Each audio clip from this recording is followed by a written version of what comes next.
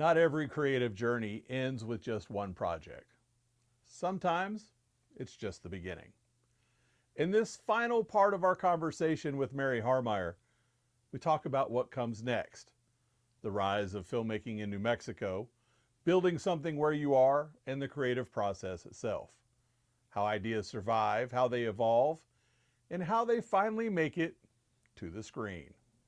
This is my third installment of my conversation with Mary Haarmeyer about Vengeful. In October, because it is a thriller with some supernatural elements, Sure. we thought October would be a great month to release it.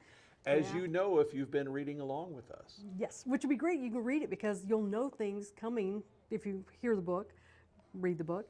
And I would love, if we have the theater here, I would love to have it in Lovington and at the Western Heritage Museum to have two premiere nights. I think that would be awesome. Because Lee County has been so amazing. So many people came out, as Craig said.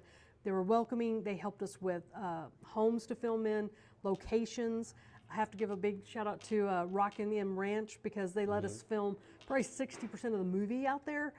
That barn is amazing. It is amazing. And It was cold. It was so cold. It was 20 degrees. Yeah, when you see it, it's like the poor actors are just dressed like we're dressed, and everybody's in parkas and gloves and hand warmers. Yeah. We'd have to go put heaters in front of the actors to keep them from turning blue in between takes.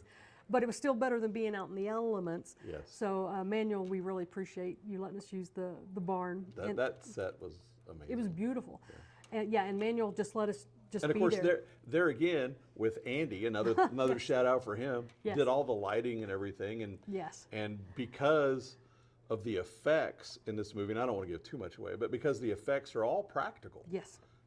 There's not really any special effects. There's no, They're all effects. practical effects. Yes. And so that's kind of cool. And Andy had a big part in a lot of that too, and probably Yeah. something there he never really thought he was going to be doing. No.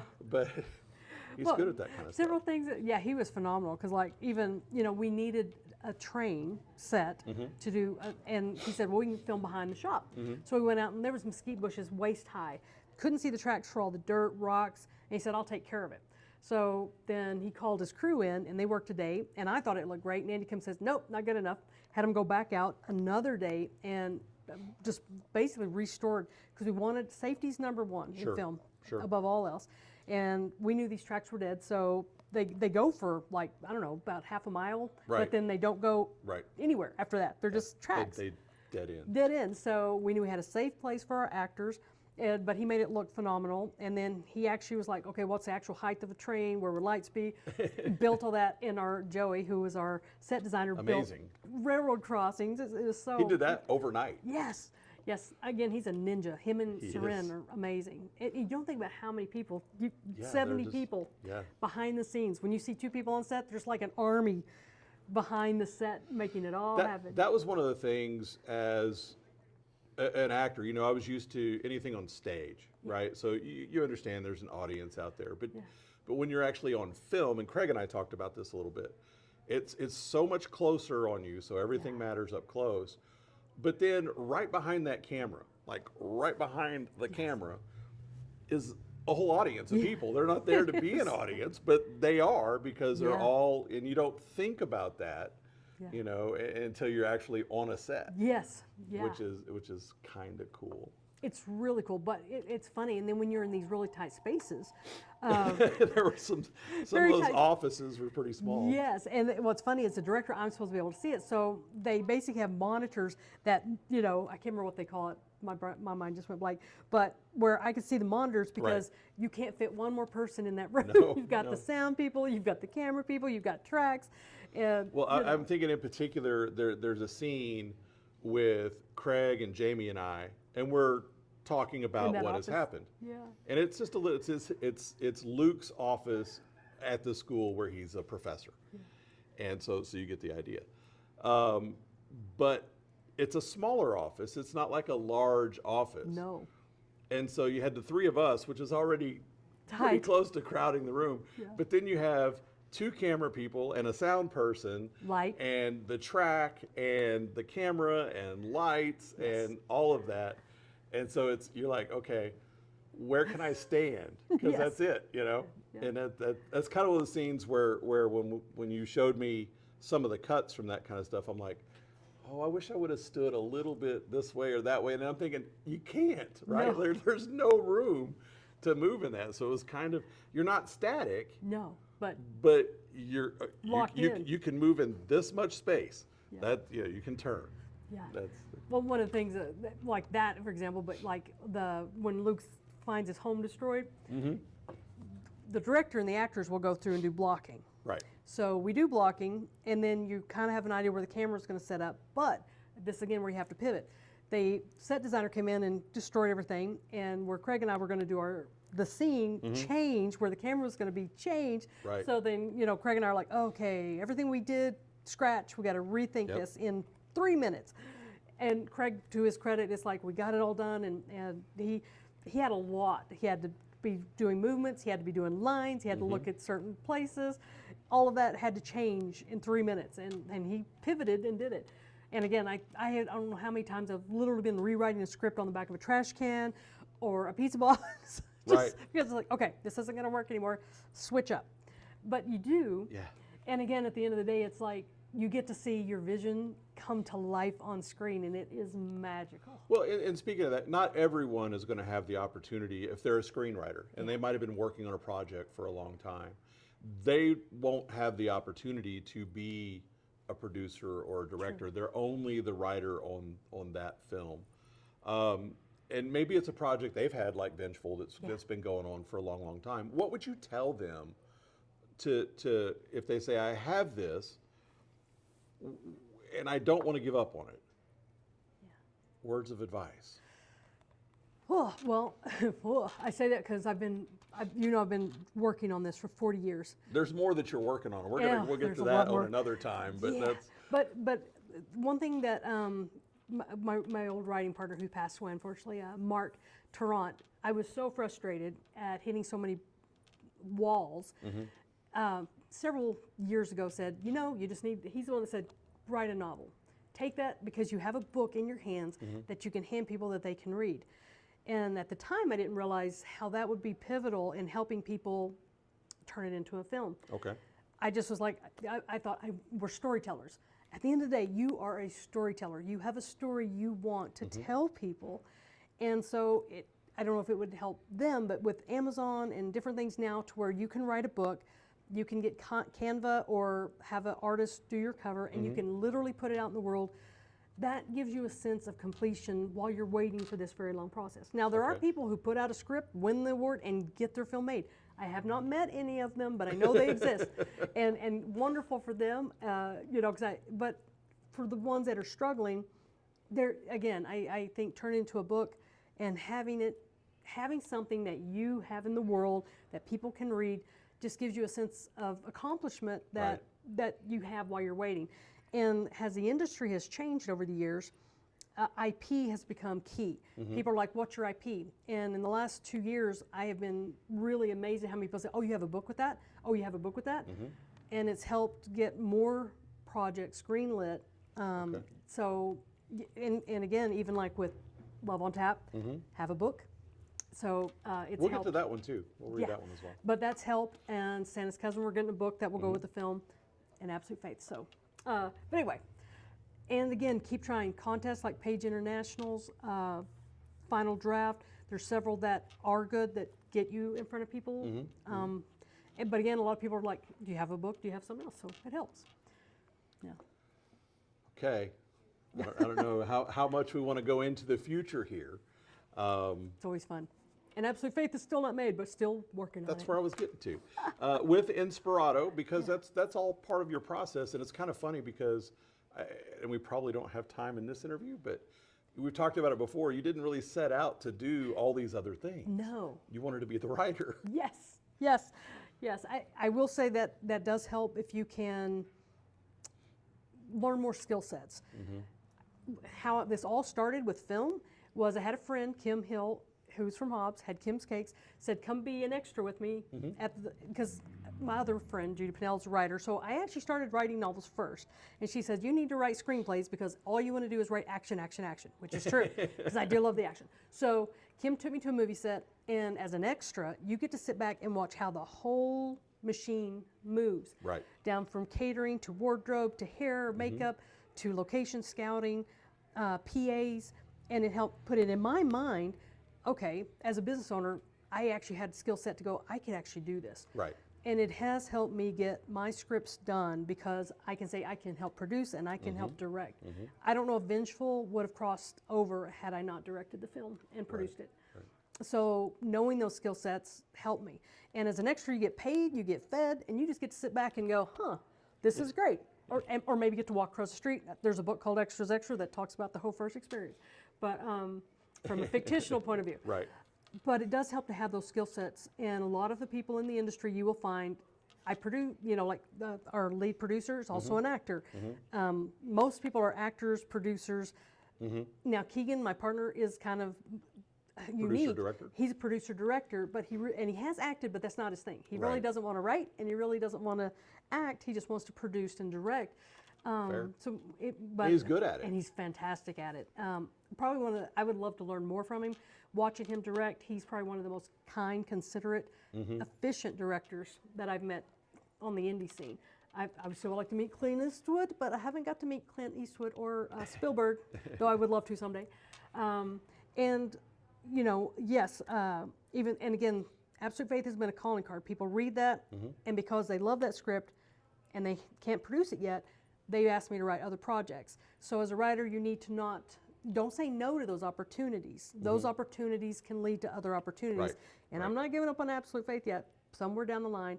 And the main story I really, really want to see done is Kanan, Peaceful Warrior. That's been over 2.5 years since I wrote that script for the family and the book. And again, financing is the hard part. Financing independent films is really difficult. Amazing story. That story needs to be told. Well, then I just want to plug it real quick. Yeah. If you've happened across our channel or you've been here the whole time and you want a good faith-based movie and you're in a position to do some financing for it, Inspirato's, the way they do things is different. The people who do the financing get their money back first. Yes. And so, there's a really good chance on the return, you're going to get some kind of return. Yes. And usually all of it. Yes. So you can do it again. But if you want a good faith-based film, that is a good one. Yes. A true story, true hero from Las Cruces, New Mexico. So there's multiple projects that Keegan and I are working on, and we're still putting a new bundle together. Right. Because we have found that's really great, is if an investor invests over the span of 3 to 4 different films, then you have more opportunities in different genres to get your return. Well, and you guys, it doesn't have to be a multi-millionaire. No. You take somebody that says, hey, I've got about $5,000 I can put in. Yeah. And you're like, okay. Yes. And that's why we created 1912, where we could do into that, basically smaller investments in the 1912 invests, but then the payouts come to individuals. Right. And stuff. So yeah, we had to do a lot of business thinking with CPAs and lawyers to make sure we had everything in place to make this, very transparent to all of our investors. I was going to say, it's so much different than the Hollywood model. Yes. Oh, yeah, that's where they take care of themselves first. Right. And my thoughts, and Keegan's as well, is if an investor gives us the funds to do a film, we're paying the actors, we're paying the crew, we're paying for locations, so they're getting paid to do their job. Right. So that means any return that comes back goes straight to the investor first, Right. with their, percentage back, Sure. and then if there's any actors and crew on the back end, they would get paid after investors, which is not normal, but that's the way we look at it. I like the way it works. Yeah, we do too. Final words to wrap this up. Because I could talk for days. Me too. Well, the one thing I definitely want to... And we'll do it again. Oh, that would be good. Yeah, I just got to get some time. The fact of bringing film to small town, because that's very important to me, is I grew up here, lived here my whole life, and never did they ever say, hey, you can grow up and be a writer or a film producer or director. It was always like, you can be a teacher, you can be a secretary, and maybe a nurse. And now, of course, that's 40 years later, so now they probably give you other options. But film, a lot of people don't realize you can be an electrician on a set, you can be a set designer, you can be a mechanic, you can be a truck driver, hairdresser, and yes, actor, director, writer. But there's so many things that even traditional trades work into film if you want to do that. It is a harder path, But I would love it where you don't have to be in Los Angeles. Las Cruces is building a major studio. Albuquerque has studios, Netflix, different people are there. Maybe we'll get one in this corner. I would love, actually there's talks that if we get enough projects down here that they would love to set up a studio. So I would love the opportunity to see our kids at our high schools and colleges go, you know, if they just want to try it, they don't have to like totally put their lives on hold to go to LA. Right. They can actually do something for a year and say, no, I don't want to do this, or yes, I've got the bug and I really want to, and there's a path to financial future doing it and stuff. And I won't, you know, sugarcoat the fact that right now film is very volatile on jobs. You hear it on the news every day. AI is, you know, cutting a big swath out of there. However, you can work with it. Yeah. Work with AI. That's one thing I told Keegan with our editors. I'm like, editors will always be needed. AI cannot edit. So what if an editor learns how to implement AI to speed up the process, do more projects, make the same salary with less work? Writers, you don't want it to lose your voice. Right. But it can do your research. It can help you with outlines. You still control the story. You still write in your voice, but it can help, you know, I don't know how, I spent probably 2 years researching Absolute Faith. Right. I want to know everything about, you know, wildland fires, smoke jumpers, and went out to Oregon to see the main headquarters. Now with AI, all that can be done in weeks. Right. And then you can write your story. So keep writing, but let it do some of the heavy lifting with the research. And again, small town opportunities where people can come act, they can come be on set, and just get to experience. And that way I would love at the end when we have a premiere that they can say, oh, that's my business, that's me, you know, that's my name, that's my car. The truck that's featured in this film, he, you know, loves that his truck's in there. So anyways, just. Well, it is the same. It's a father and son. The son owns the truck and the Bronco is owned by the dad. And we've used them all. Yeah, it was pretty cool. But it's really wonderful to the people you know getting to see that they're a part of something that you've dreamed about for years. And to me, that's the most rewarding thing, is bringing in my community. That has just been the best of the whole process. It's exciting. And yes, after all these years, seeing Vengeful come to life with the characters and again locals, it's just, wow, it's a dream come true. So yeah. Well, thank you for being with us today. We really appreciate it. And obviously, this is the end of part 2 or 3. I don't know how many I'm going to break it up into, but there you go. Yeah. And we'll get with Mary again when we're going to talk about some of the other books, because we're going to be reading all those. We also have something coming up really soon, which is, I'll get to that. We'll do a whole video on that. But you've probably seen the promo for it, seen the little plush. I do have to tell you on Draco, that's his name. Yes. He is, the reason we went ahead and invented Draco was so many people love the children's story, and people were asking, where's the plushie? So I had a lady who made the reindeer for Santa's cousin, and we spent 3 different prototypes. I'm like, that's the one. But Draco in the picture books also goes to a children's book, and then he will flow into the Of Stars and Magic, which is our banner fantasy book that comes out the end of next month. Craig and I have been working on that book for 5 years. See? And it's a beautiful fantasy that, yeah, I think people will love. And so Draco's older in that one. So Draco's going to be across multiple We're going to have her back to talk about that too, because we're going to be doing a giveaway. Yes. But you guys got to help us out. We got to get our subscriber numbers up so that we can have a good chance of doing that. So tell all your friends, say, hey, go watch this. You guys need to look at this. Yes. And get ready for the premiere for Vengeful in October. Yes. All right. We'll see you real soon here on Dreamers Defy. There's a thread that runs through all this: time, persistence, and the decision to keep going. That's what connects every story we tell here. This is Dreamers Defy, creative voices that refuse to quit. If you believe some stories are worth finishing, subscribe for more. I want to take just a minute to tell you something exciting we're doing here on the channel. And of course, I'm talking about Draco. You've seen this cute little guy. He's a handmade plush that you can get your hands on. We're going to be giving away 2 of them, along with Draco's Storytime Adventures. A very cool book that you will really, really enjoy. Now, we are giving him away. We're going to do it as soon as we get to 500 subscribers. Everyone will have a shot at this. We just got to get to that milestone before we make it happen. So there you go. If you want to get your hands on a very cool Draco plush. They're all handmade. They only made 100 of them. We're going to be giving away 2. All you have to do is subscribe. Tell your friends about the channel. Let them subscribe as well. They can have a shot at winning it. We're going to do it again.